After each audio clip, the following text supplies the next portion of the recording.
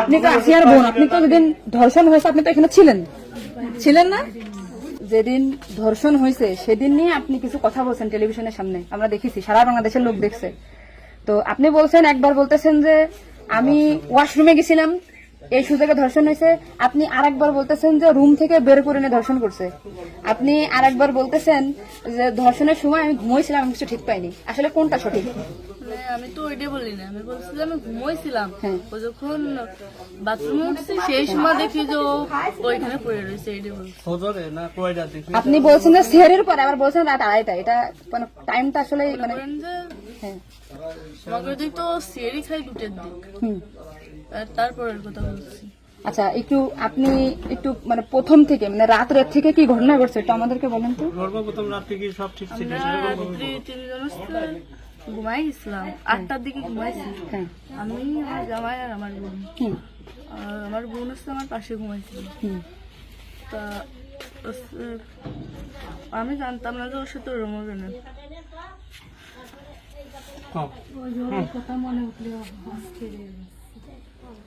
আপনি আসিয়ার বোন, আপনি ওইখানে ওই দিন ছিলেন এক ঘরের ভিতর, আপনার কথা মানে আপনি যা বলবেন সেটাই হবে। এই জন্য আপনাকে যদি ওরা ঘুমের ঘরে কিছু খাওয়াই থাকে আপনি বলবেন যে আমাকে ঘুমের ভিতরে কিছু খাওয়াই দিচ্ছে, আমি ঘুমাইছিলাম, আমি কিছুই জানি না, আমি সকালে উঠে দেখছি এটা। কিন্তু আপনি যদি বলেন যে রাত 2:30টার সময় হয়েছে, আমি তাহলে তো হবে না।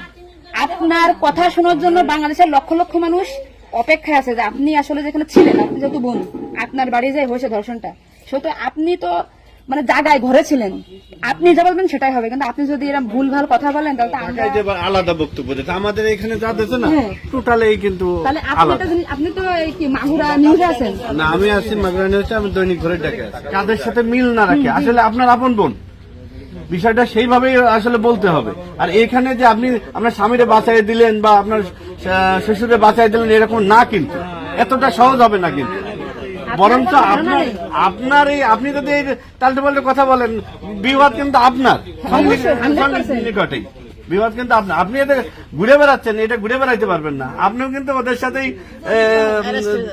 যুক্ত হইতে হবে আপনার। তার মানে উনি একবার বলতেছে কি জানেন, আমি টয়লেটে গেছিলাম তখন ধর্ষণ হয়েছে, একবার বলতেছে আমি আমরা খুবই ভ্রান্তিতে আসছি, বারে বারে আপনাদের কাছে আসতেছি শুধু এই একটা কারণে। কিন্তু মানে আপনাকে যদি কিছু খাওয়াই থাকে আপনি বলেন যে আমারে খাওয়াইছে, আমি কিছুই জানি না, সকালে উঠে দেখেছি আমি এই অবস্থা।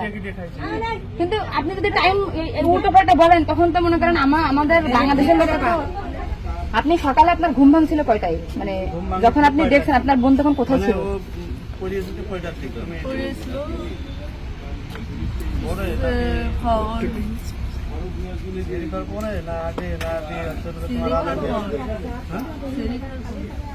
আপনি 8টার সময় ঘুমাইছেন, তারপরে কি আপনার ঘুম ছেড়ে খাওয়ার পরে ভাঙিছে? তার ভিতরে আপনি কিছুই জানেন না।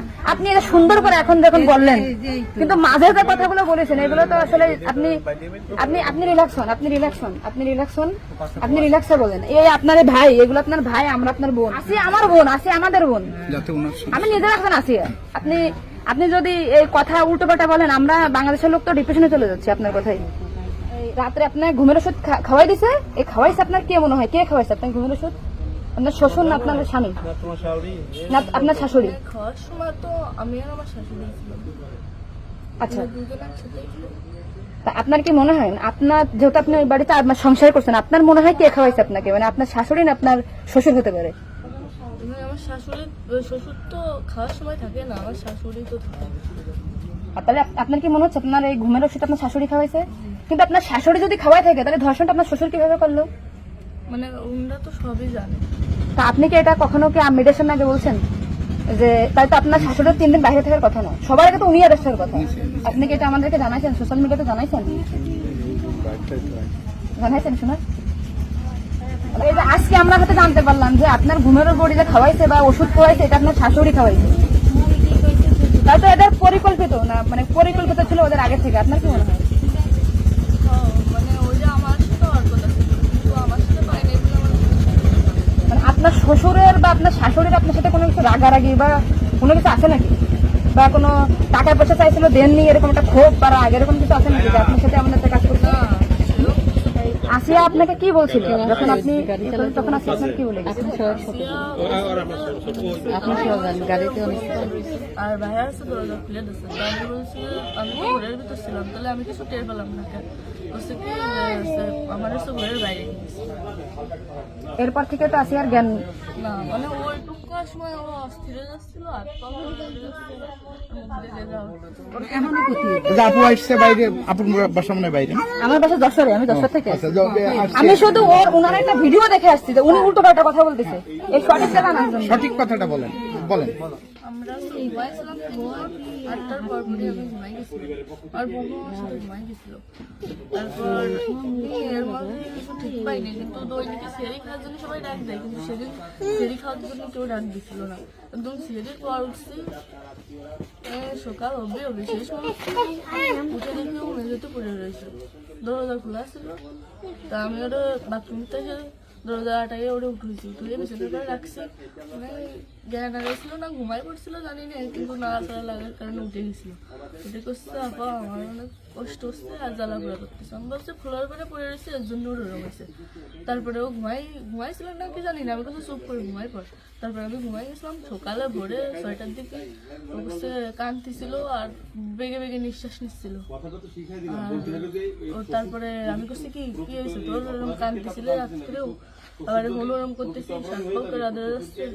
ও তারপরে করছে মানে তাও আমার সাথে এরকম করছে, আর হচ্ছে ভাইয়া দরজা খুলে দিছিল। তো আমি করছি আমার এই ঘরের ভিতরে এরকম হলো, আমি তো কিছু টের পেলাম না, তো করছে আমার ঘরের বাইরে নিয়ে গেছে। আপনাকে একটা ছোট প্রশ্ন করি, কিন্তু আপনি এর আগে তো টেলিভিশন থেকে আপনার ইন্টারভিউ নিয়েছে, আপনি বলছেন যে রাত 8-এর দিক হয়েছে আনুমানিক, তারপরে এই হয়েছে, আপনি মানে এই মাঝের এই কথাগুলো তো আপনি জানেন না। সুন্দর, এখন আপনার কথা ভালো লাগছে, আপনাকে থ্যাংক ইউ।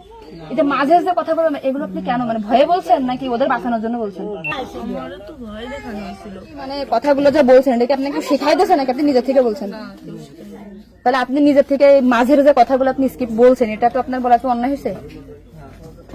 তাহলে আপনি নেক্সট টাইম, মানে আমরা খুব, মানে আমি আপনার ভিডিও 100 বার দেখেছি, 70টা জানা জানি, আজকে দেখেন আমি 10 থেকে আইছি, আপনাদের ওই বাড়ি গেছিলাম আমি, ঠিক আছে? মনে করেন ভয়তে সবকিছু উল্টো পাল্টে গেছে, এক কথায় মানুষ সবসময় বারবার জিজ্ঞাসা করে মাথার ভিতরে উল্টো পাল্টা হয়ে গেছে। আচ্ছা ঠিক আছে আপু, শুনো, আপনি নেক্সট টাইম থেকে আপনি এই সঠিকটা, মানে এই যে ঘুমাইছিলেন সকালে এটা হয়েছে, আপনি এটা বলবেন, কিন্তু মাঝের কথাগুলো আপনার এক্সট্রা বলার দরকার নেই, বললে আমরা বিভ্রান্তি হয়ে যাই, ঠিক আছে? যাক, এখন বুঝলেন তো কাহিনী।